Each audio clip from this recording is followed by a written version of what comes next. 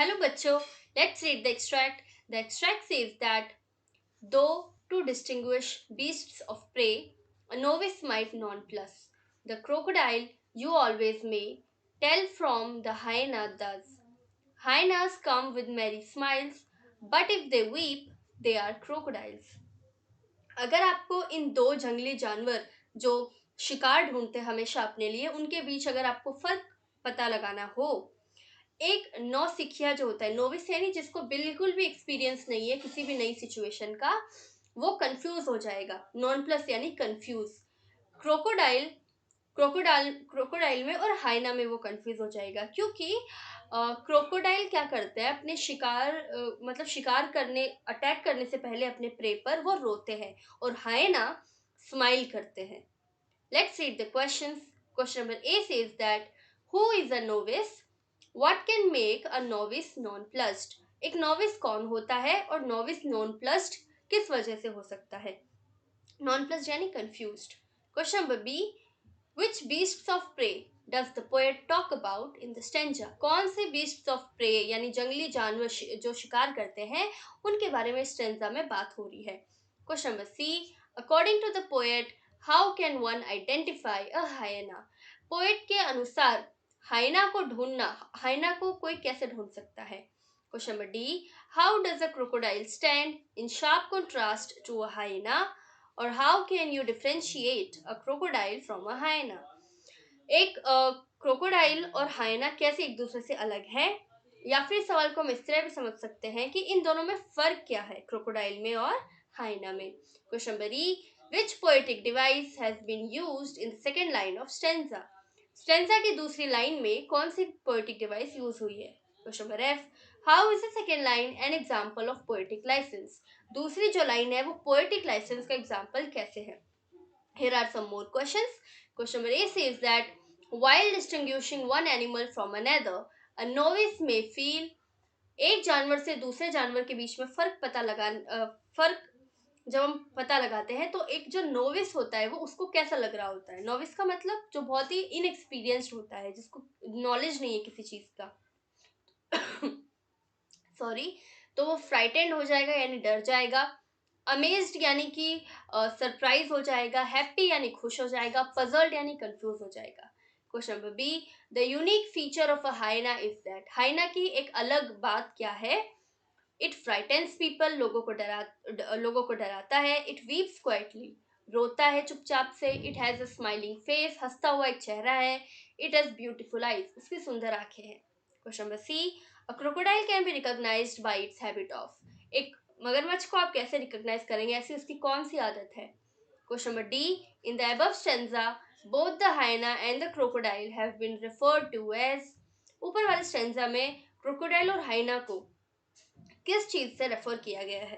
Question number E, a word in the extract means the opposite of an expert और experienced person. एक ऐसा शब्द है इस एक्सट्रैक्ट में जो एक एक्सपर्ट या फिर एक एक्सपीरियंस्ड पर्सन का ऑपोजिट शब्द है।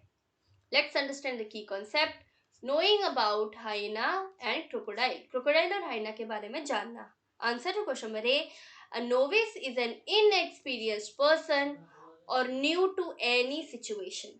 नोविस कौन होता है, एक ऐसा इंसान जिसको बिल्कुल भी अनुभव नहीं है और वो किसी भी कोई भी सिचुएशन उसके लिए बहुत ही नई है। अ novice can get confused in distinguishing different types of beast. अलग अलग तरीके के जो जंगली जानवर है उनके बीच पता लगाने में नोविस कंफ्यूज हो सकता है। Answer to question number B, crocodiles and hyenas are being talked about. किसके बारे में बात हो रही है, मगरमच्छ और हाइना के बारे में। हाइना को हम हिंदी में लकड़बग्गा भी कहते हैं। Answer to question number C, a hyena smiles weirdly when they encounter their prey. Hyena जो है वो जब अपने शिकार का सामना करती है तो बहुत ही अजीब तरीके से स्माइल करता है एक हाइना जो है। Answer to question number D, a crocodile weeps in front of his prey whereas a hyena smiles in front of his prey। अपने शिकार के सामने क्रोकोडाइल तो रोता है और हाइना स्माइल करता है। Answer to question number E, here the poetic device used is alliteration, the letter n is repeated in novice nonplus। तो यहाँ पे जो poetic device यूज हुई है वो alliteration है यानी अनुस्वार। क्योंकि जो लेटर एन है वो रिपीट हो रहा है नोविस में और नॉन प्लस में. Answer to question number F.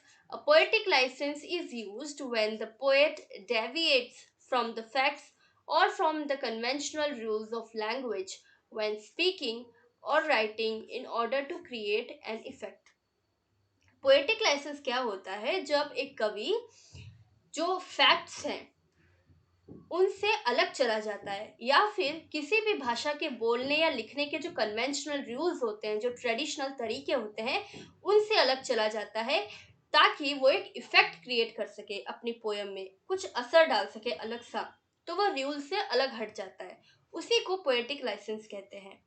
The line a novice might nonplus can be correctly written as a novice might be nonplussed.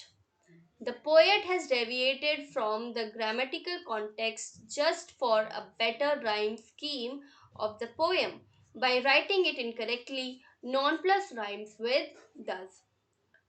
ये जो लाइन है अ नोविस माइट नॉन प्लस, इसको सही से इस तरह से लिखा जा सकता था कि अ novice might be non plussed, और पोएट इसलिए डेविएट हुआ है ग्रामेटिकल कंटेक्स्ट से ताकि वो एक बेटर राइम स्कीम क्रिएट कर सके इस कविता में, और इसको इनकरेक्टली लिखने से राइम स्कीम पैदा हो रही है, जैसे नॉन प्लस जो है वो राइम कर रहा है किसके साथ? 10 के साथ.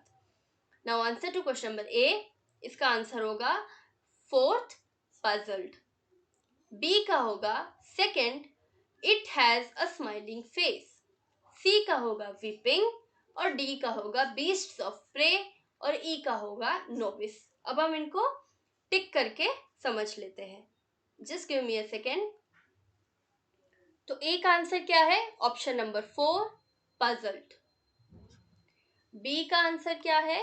Option number second, it has a smiling face. C का आंसर क्या है? वीपिंग.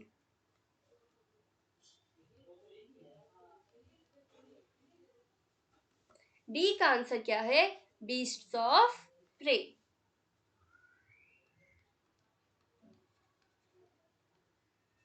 और ई का आंसर क्या है? Novice. Hope you understood the question well. Best of luck. Thank you so much.